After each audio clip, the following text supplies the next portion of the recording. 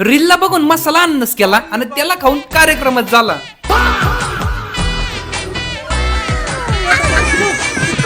तर रामकृष्ण हरी मंडळी, तर गेला 1 महिना झालं मी दिसाडा अन्नस खातोय.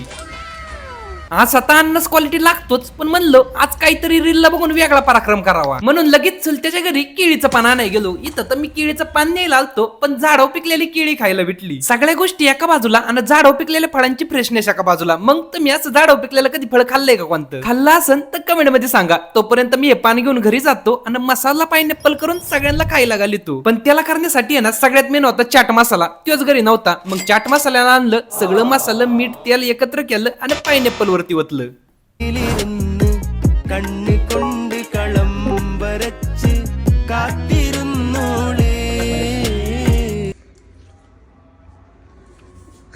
मग ह्याला बघून तुमच्या पण तोंडाला पाणी आलं असेल तर तुम्ही पण मसाला अन्नस असं नक्की करा. आणि व्हिडिओ आवडला असेल तर फॉलो पण करा. रामकृष्ण हरी.